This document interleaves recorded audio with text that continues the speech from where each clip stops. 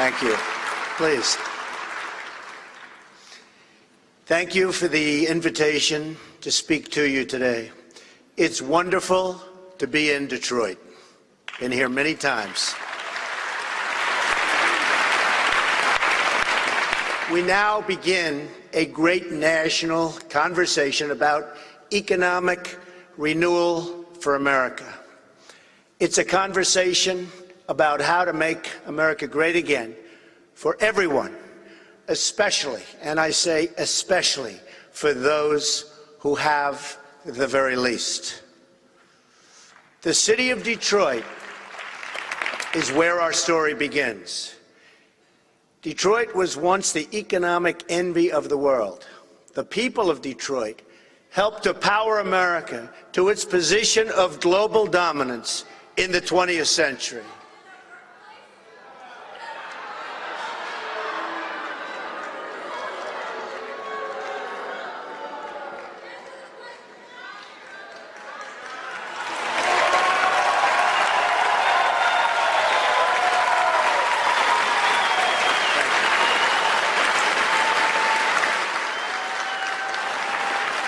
Thank you very much.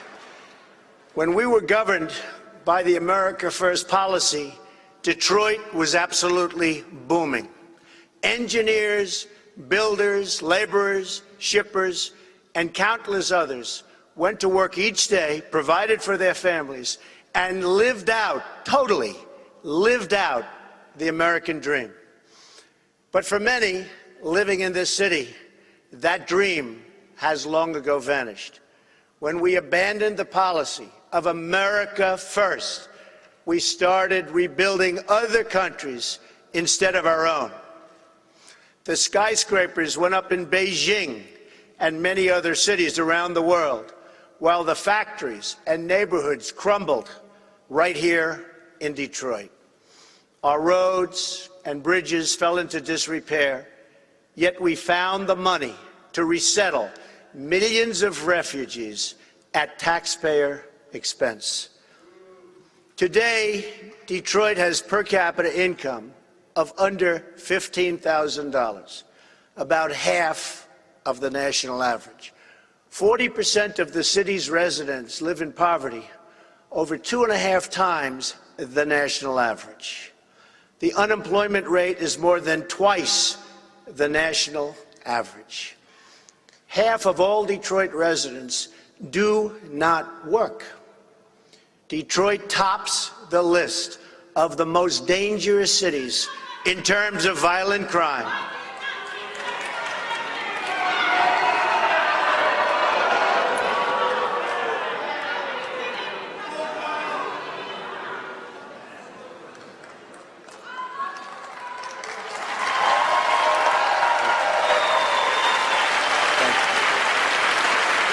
Thank you. Detroit tops the list of most dangerous cities in terms of violent crime. These are silenced victims whose stories are never told by Hillary Clinton, but victims whose suffering is no less real or permanent. In short, the city of Detroit is the living, breathing example of my opponent's failed economic agenda.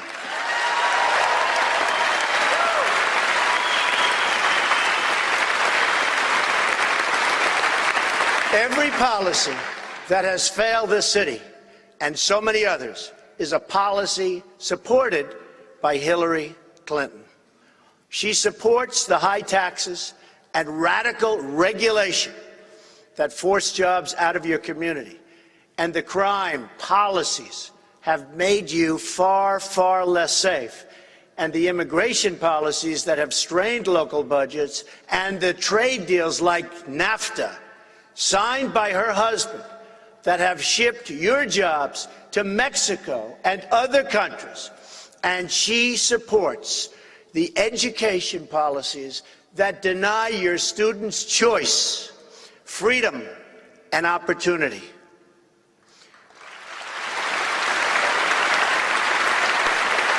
She is the candidate of the past. Ours is the campaign of the future.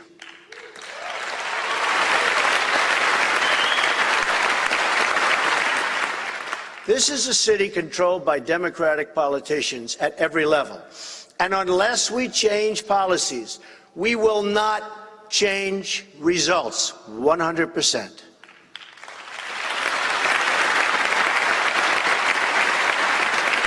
Today, I will outline my economic vision.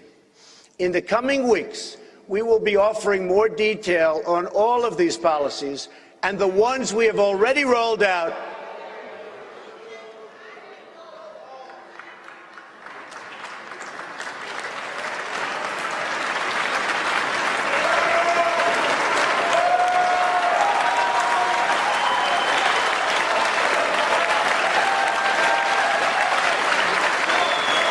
Thank you, everybody. This is what happens when you go from 35 people to close to 2,000 people, I guess. In the coming weeks, we will be offering more detail on all of these policies, and the ones we have already rolled out can be viewed on my campaign website.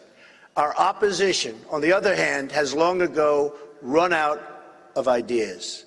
All Hillary Clinton has to offer is more of the same: more taxes, more regulations, more bureaucrats, more restrictions on American energy and on American production. More of that. If you were a foreign power looking to weaken America, you couldn't do better than Hillary Clinton's economic agenda.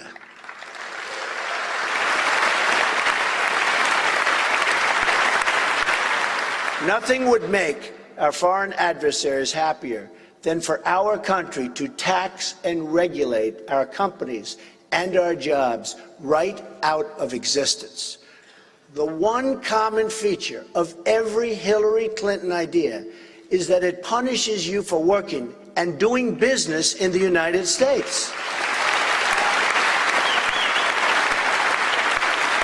Every policy she has tilts the playing field towards other countries at our expense. And that's why she tries to distract us with tired political rhetoric that seeks to label us, divide us, and pull us apart. My campaign is about reaching out to everyone as Americans and returning to a government that puts the American people first.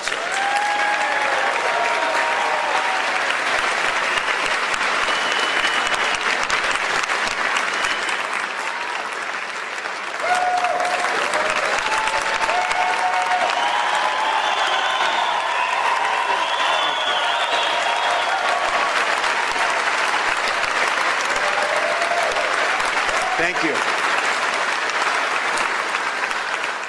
Here is what an America First economic plan looks like. First, let's talk tax reform. Taxes are one of the biggest differences in this race.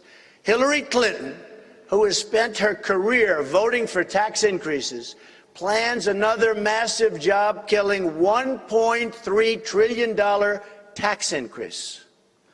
Big increase, one of the biggest ever. Her plan would tax many small businesses by almost 50%. Recently, at a campaign event, Hillary Clinton short-circuited, you know this, you've heard this one.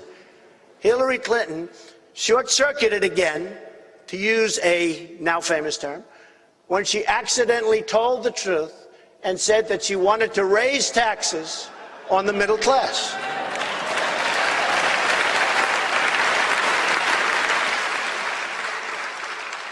I am proposing an across-the-board income tax reduction, especially for middle-income Americans. This will lead to millions of new and really good-paying jobs. The rich will pay their fair share, but no one will pay so much that it destroys jobs or undermines our ability as a nation to compete.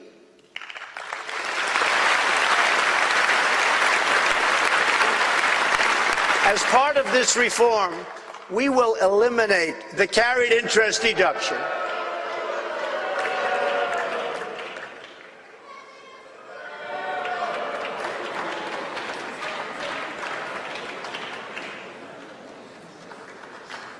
Thank you.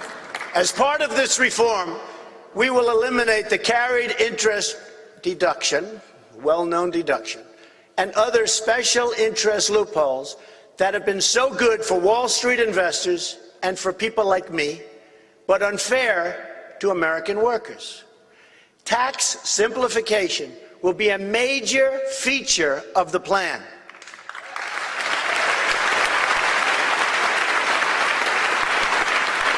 Our current tax code is so burdensome and so complex that we waste 9 billion hours a year in tax code compliance.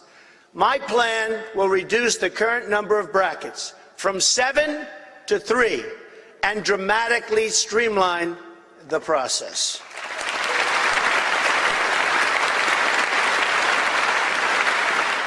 We will work with House Republicans on this plan using the same brackets they have proposed: 12%, 25%, and 33%. For many American workers, their tax rate will be 0. While we will develop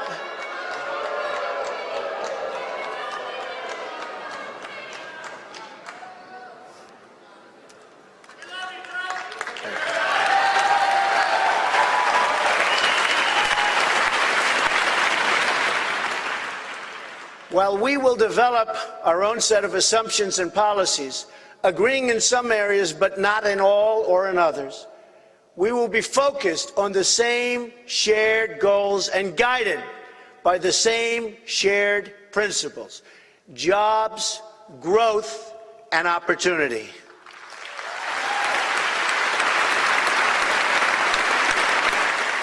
These reforms will offer the biggest tax revolution since the Reagan tax reform, which unleashed years of continued economic growth and job creation.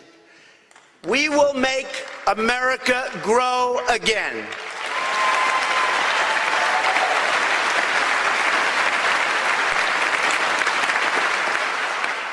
In the days ahead, we will provide more details on this plan and how it will help you, and most importantly, your family.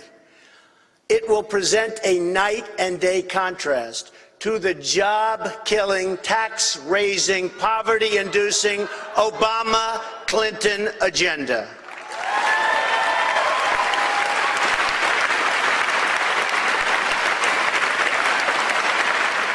So important, the state of New York has already lived through Hillary Clinton's failed leadership. The Washington Post just published today a devastating article on Hillary Clinton's broken promises.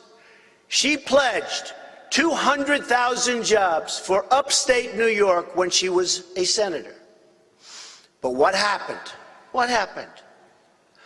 The Washington Post writes, and I quote, "Upstate job growth stagnated overall during her tenure, with manufacturing jobs plunging, record-setting levels, plunging nearly 25%. The former First Lady was totally unable to pass big-ticket legislation. Many promised jobs. They were all promised. I remember it so well. Vote for Hillary, she'll bring back your jobs. Many promised jobs never materialized, and others migrated to other states as she turned her first presidential run, which also was a disaster."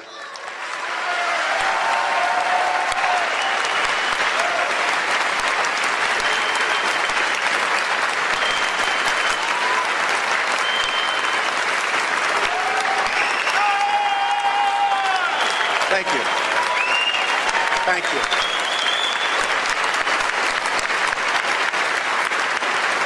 Data shows that upstate actually lost jobs, a lot of them, during Clinton's first term. In other words, she was all talk, no action.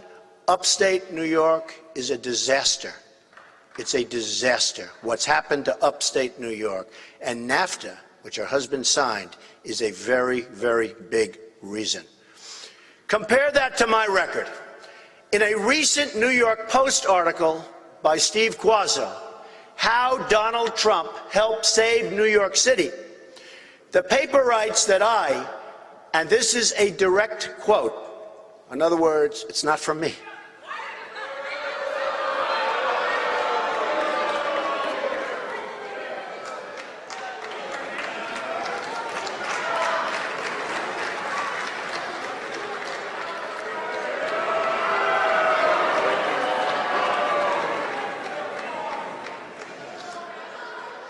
Thank you. Thank you. It's all very well planned out, every couple.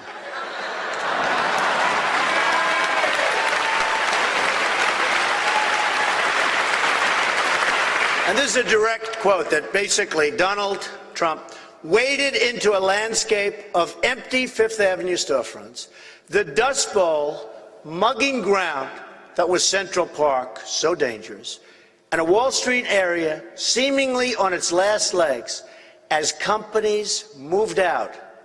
Then, almost by sheer force of will, he rode to the rescue. Expressing rare faith in the future, he was instrumental in kickstarting the regeneration of neighborhoods and landmarks almost given up on for dead. True, I have to say. I didn't say it. They say it. It's true. This is what I want to do.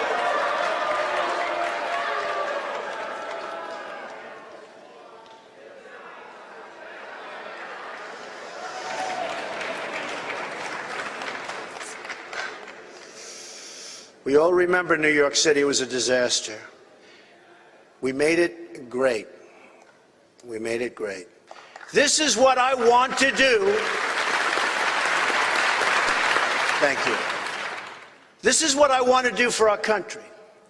I want to jumpstart America, and it can be done, and it won't even be that hard.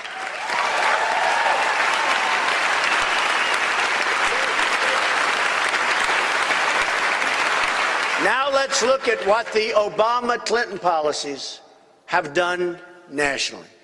Their policies produced 1.2% growth, the weakest so-called recovery since the Great Depression. It's been written about all over. It's a disaster. And a doubling of the national debt during the Obama years. There are now 94.3 million Americans outside of the labor force.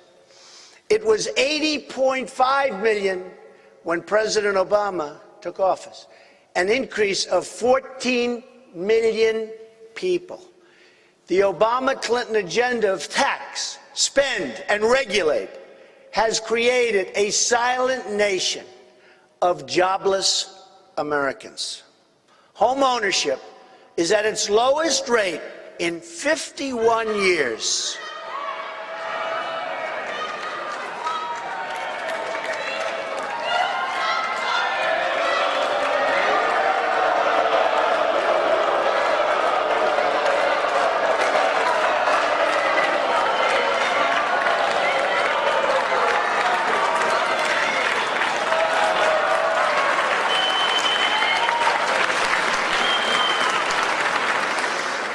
Thank you very much.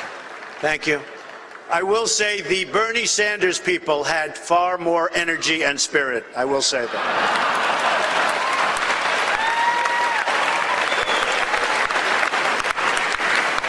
Nearly 12 million people have been added to the food stamp, and these people are growing, and it's growing so rapidly since President Obama took office.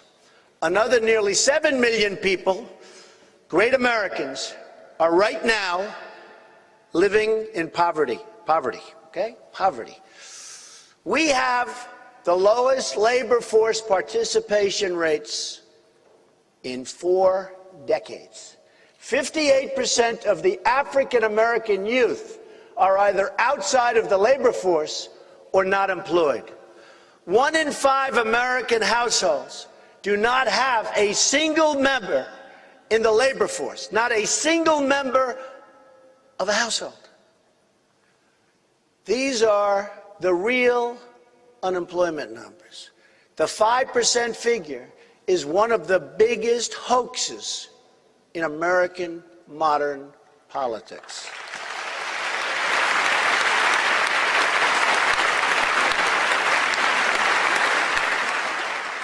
Meanwhile, American households are earning more than $4,000, think of that, $4,000 less today than they were 16 years ago.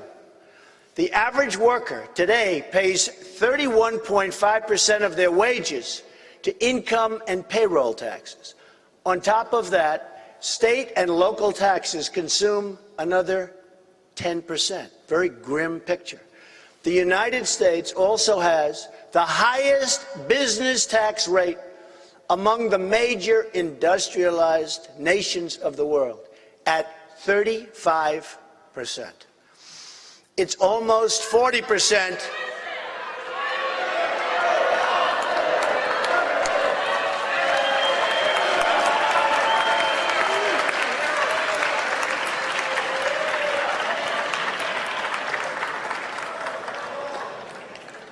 It's almost 40% when you add in taxes at the state level, and in many cases and many states, it's much higher than that.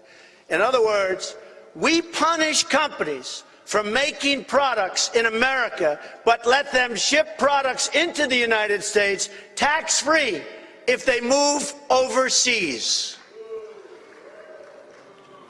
This, ladies and gentlemen, is backwards. This is backwards. All of our policies should be geared toward keeping jobs and wealth inside of the United States.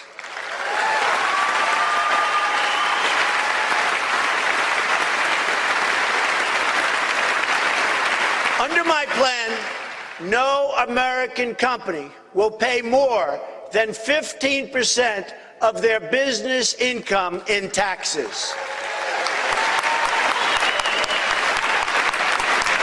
In other words, we're reducing your taxes from 35% to 15%.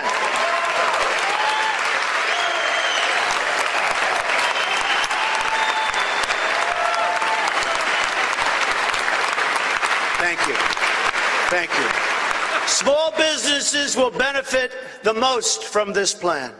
Hillary Clinton's plan will require small business to pay as much as 3 times more in taxes than what I'm proposing. And her owner's regulations will put them totally out of business, and you won't be able to start.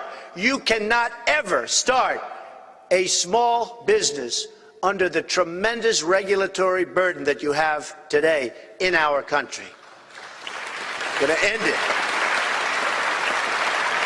I am going to cut regulations massively. Massively. Our lower business tax will also end job-killing corporate inversions and cause trillions in new dollars and wealth to come pouring into our country. And, by the way, into cities like right here in Detroit.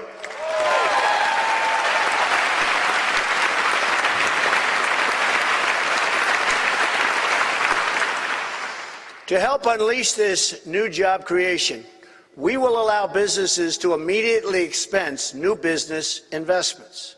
No one will gain more from these proposals than low and middle income Americans.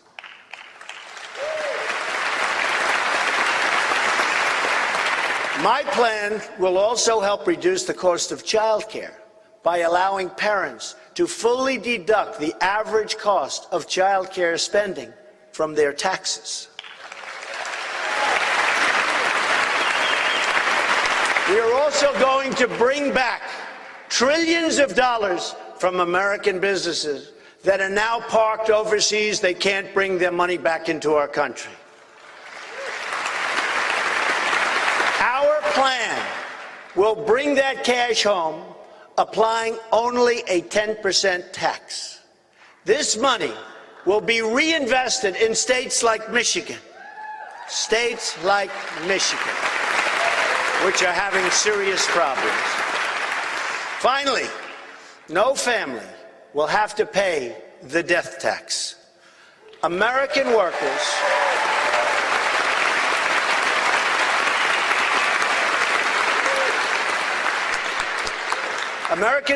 have paid taxes their whole lives, and they should not be taxed again at death. It's just plain wrong, and most people agree with that. We will repeal it. Next comes regulatory reform. As with taxes, I will have one overriding goal when it comes to regulation. I want jobs and I want wealth to stay in America.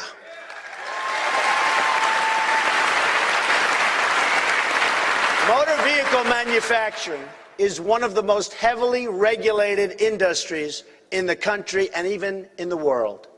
The U.S. economy today is 25% smaller than it would have been without the surge of regulations since 1980. It is estimated that current overregulation is costing our economy as much as $2 trillion a year. That's money taken straight out of cities like Detroit. So many of our cities are suffering so gravely, right out of Detroit and others. The Federal Register is now over 80,000 pages long. As the Wall Street Journal noted, President Obama has issued close to 400 new major regulations since taking office, each with a cost to the American economy of $100 million or more. In 2015 alone, the Obama administration unilaterally issued more than 2,000 new regulations, each a hidden tax on American consumers and a massive lead weight on the American economy. It is time to remove the anchor dragging us down, and that's what it's doing. It's dragging us down.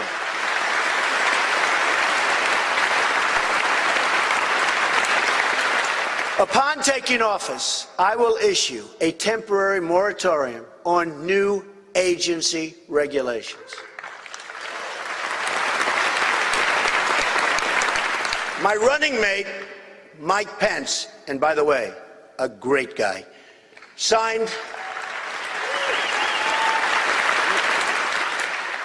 a similar order when it came and became, and when he worked so hard in Indiana as its governor. This will give our American companies the certainty they need to reinvest in our community, get cash off of the sidelines, start hiring new jobs, and expanding their businesses. So important. That's what it's about. I will also immediately cancel all illegal and overreaching executive orders.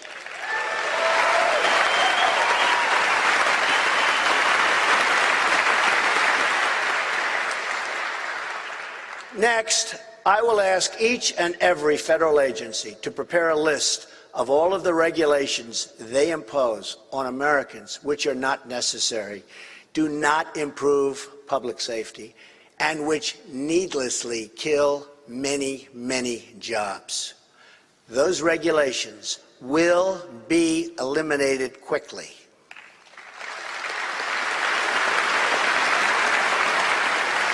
We are in a competition with the world, and I want America to win.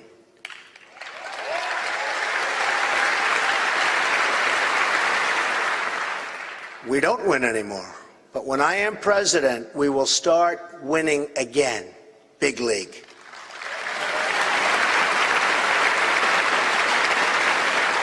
One of the most important reforms of all is trade reform. As Bernie Sanders has said, Hillary Clinton has bad judgment. I've said it many times. We've seen this bad judgment overseas in Libya, Iraq, and Syria. We've seen it in Iran. We've seen it from President Obama when he gives $150 billion to Iran, the #1 terrorist state, and even gives them $400 million in money laundered cash as a ransom payment. But we've also seen the terrible Obama-Clinton judgment right here for everybody to see in Detroit. Hillary Clinton has supported the trade deals stripping this city and this country of its jobs and its wealth. She supported Bill Clinton's NAFTA. She supported China's entrance into the World Trade Organization. She supported job-killing trade deal, and that was a really bad one, with South Korea.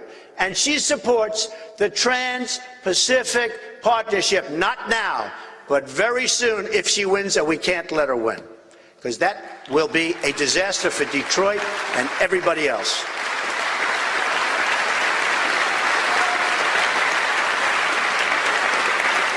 Let's talk about South Korea for a moment, because it just perfectly illustrates the broken promises that have hurt so many American workers. President Obama and the usual so-called experts who've been wrong about every trade deal for decades predicted that the trade deal with South Korea would increase our exports to South Korea by more than $10 billion, resulting in some 70,000 jobs. Like Hillary Clinton's broken promises to New York, these pledges all turned out to be false. Instead of creating 70,000 jobs, it has killed nearly 100,000 jobs, according to the Economic Policy Institute. Our exports to South Korea haven't increased at all, but their imports to us have surged more than $15 billion, more than doubling our trade deficit with that country. What else is new? It's happening with everyone. The next betrayal will be the Trans-Pacific Partnership. Hillary Clinton's closest friend, Terry McAuliffe, confirmed what I've been saying, and this is from the beginning. If sent to the Oval Office, Hillary Clinton will enact the TPP, as sure as you're sitting there. Her donors will make sure of it.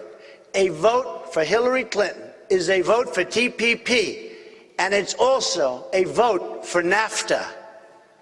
Our annual trade deficit in goods with Mexico has risen from close to zero, think of that, close to zero in 1993 to almost $60 billion today. Our total trade deficit in goods hit nearly $800 billion last year. Total trade deficit, almost $800 billion. This is a strike at the heart of Michigan and our nation as a whole. According to the Bureau of Labor Statistics, before NAFTA went into effect, there were 285,000 auto workers in Michigan. Today, that number is only 160,000 auto workers. Detroit is still waiting for Hillary Clinton's apology. She has been a disaster. Obama has been a disaster. I expect Detroit will get that apology right around the same time Hillary Clinton turns over the 33,000 emails she deleted.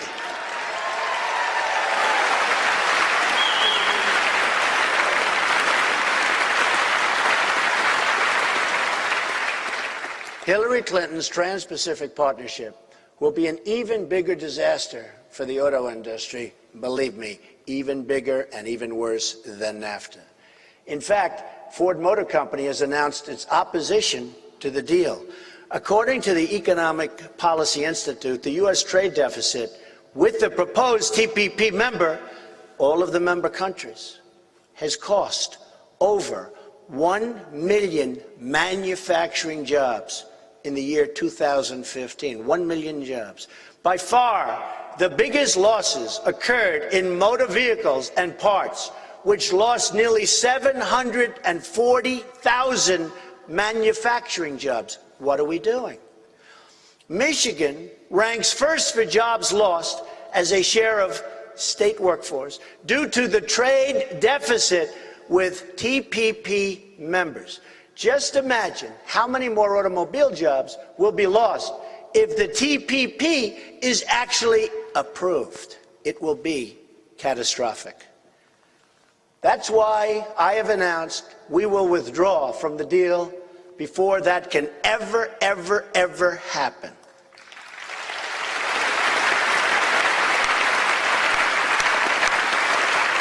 Hillary Clinton will never withdraw from TPP.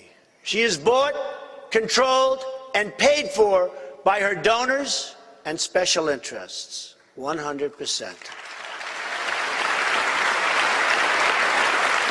Because my only interest is the American people, I have previously laid out a detailed 7-point plan for trade reform available on my website.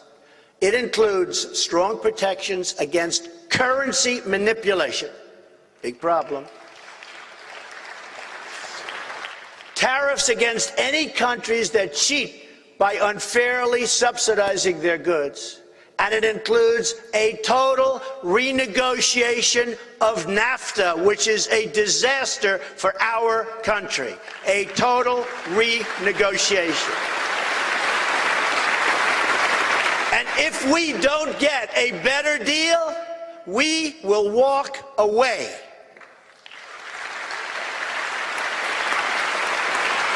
At the center of my plan is trade enforcement with China.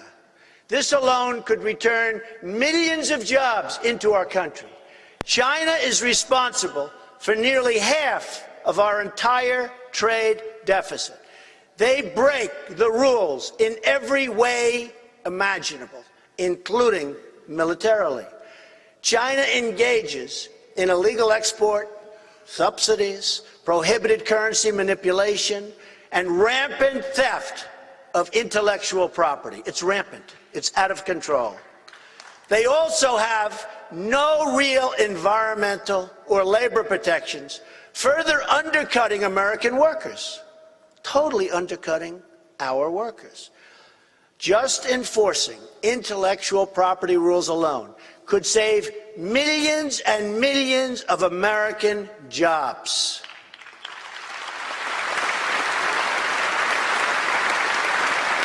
According to the U.S. International Trade Commission, improved protection of America's intellectual property in China would produce more than 2 million more jobs right here, right now in the United States.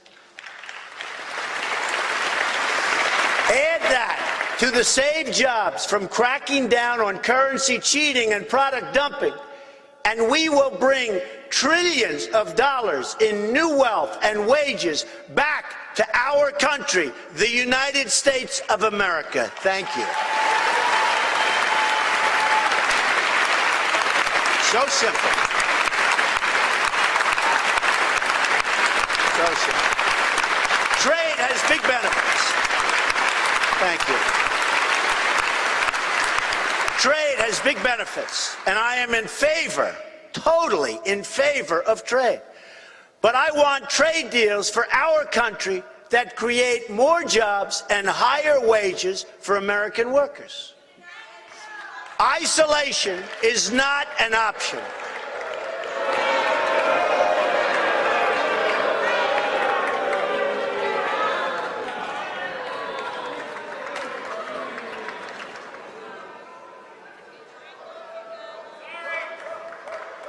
Thank you. Thank you. Isolation is not an option. Only great and well-crafted trade deals where we as a country for once benefit instead of being taken advantage of, we are going to benefit and our workers are going to benefit, or we're not going to make those deals.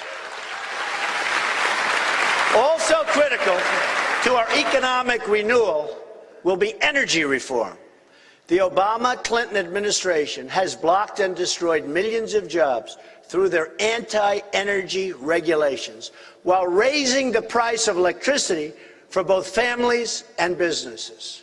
As a result of recent Obama EPA actions, coal-fired plants across Michigan have either shut down entirely or undergone expensive conversions, making them non-competitive in many cases.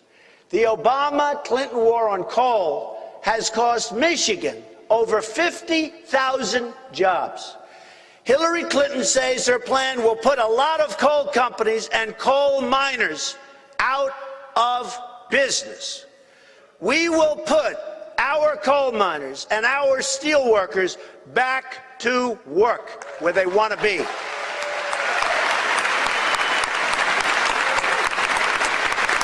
Clinton not only embraces President Obama's job-killing energy restrictions, but wants to expand them, including going after oil and natural gas production that employs some 10 million Americans.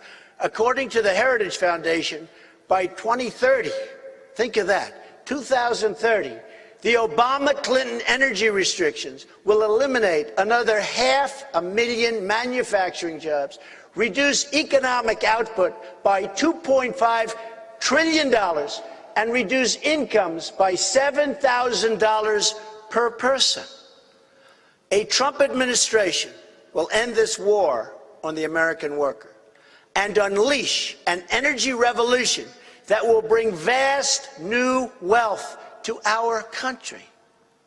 According to the Institute for Energy Research, lifting the restrictions on all sources of American energy will do the following: increase GDP by more than $100 billion annually, add over 500,000 new jobs annually, and increase annual wages by more than $30 billion over the next 7 years.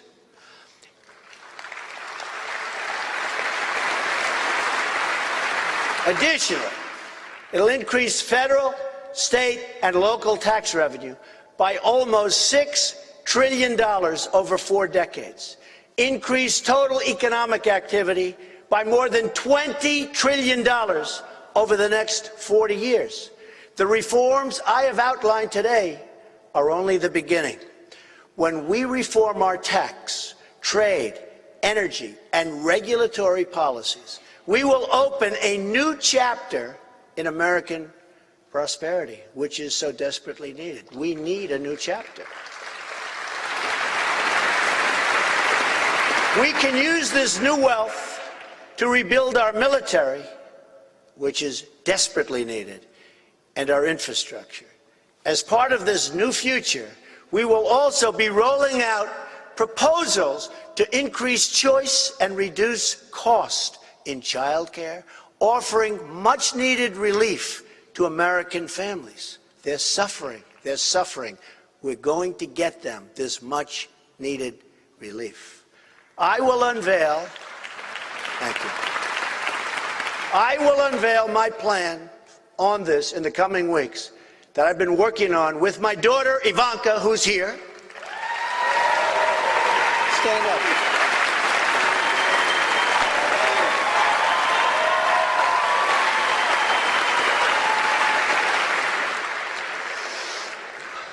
She feels so strongly about this. And an incredible team of experts. Likewise, our education reforms will help parents send their kids to a school of their choice. It will be so good for Detroit. We will also give our police and law enforcement the funds and support they need to restore law and order to this country. Law and order.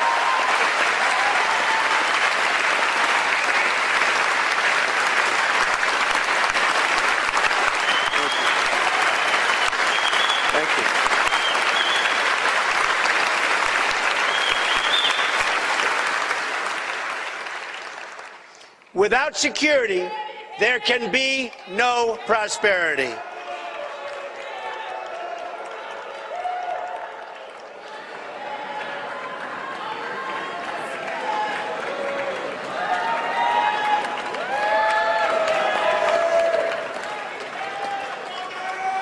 Without security, there can be no prosperity.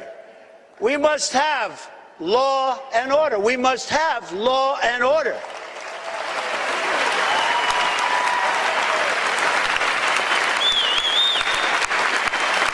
And by the way,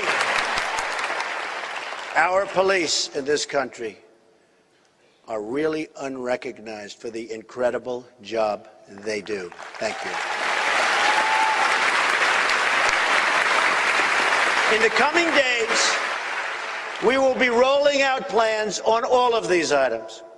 One of my first acts as president will be to repeal and replace disastrous Obamacare, saving another 2 million American jobs.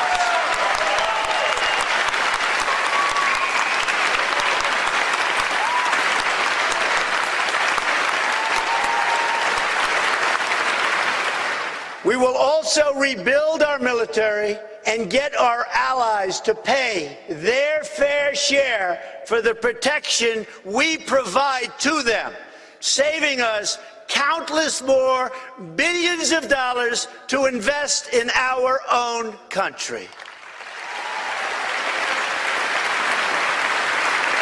We also have a plan on our website for a complete reform of the Veterans Administration. This is something so desperately needed to make sure our vets are fully supported and get the care they deserve, which they have not been getting, not even close.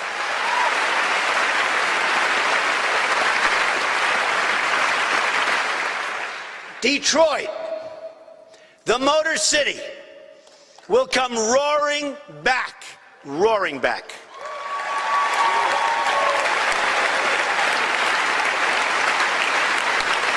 We will offer a new future, not the same old failed policies of the past. Our party has chosen to make new history by selecting a nominee from the outside, and that's outside of the very, very already proven rigged system.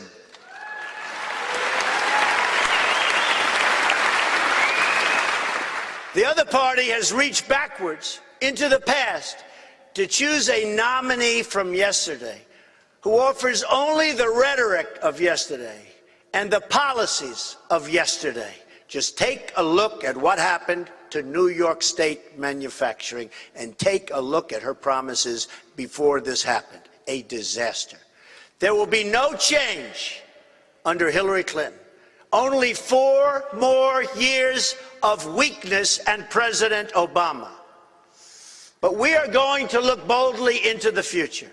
We will build the next generation of roads, bridges, railways, tunnels, seaports, and airports.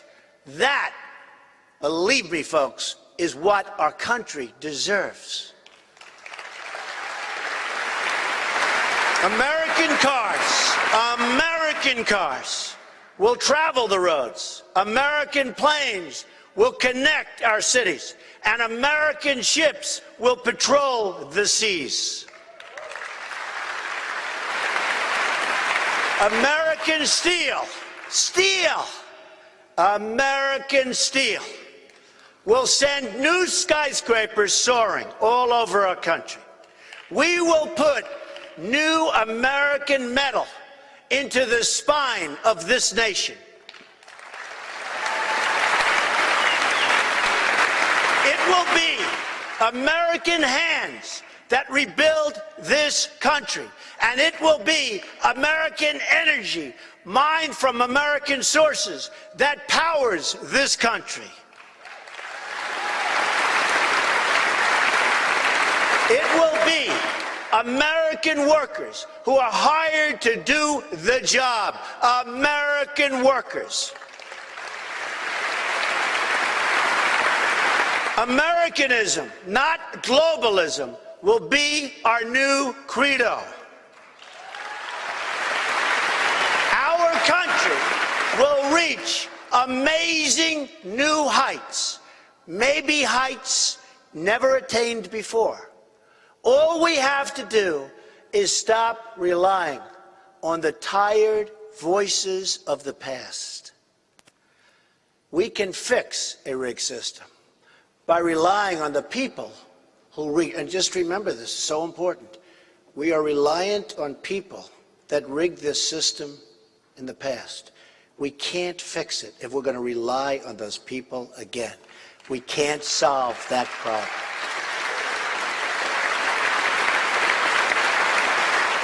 So we can't solve our problems if we're going to just go back and rely on these politicians, because that's what we've been doing.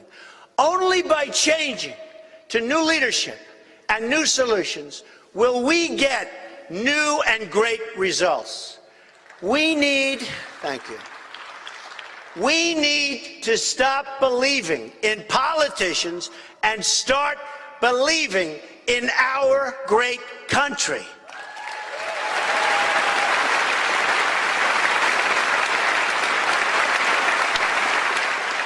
Before everything great that has happened, the doubters have always said, it couldn't be done. They say it right now.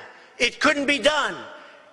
They actually said it when I ran for political office. It's not going to happen. He's never done it before. It happened. America is ready to prove the doubters wrong.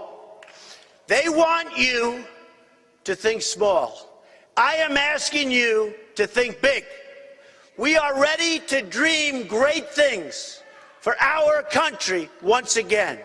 We are ready to show the world that America is back, bigger and better and stronger than ever before. Thank you very much. God bless you. Thank you. Thank you. Thank you very much.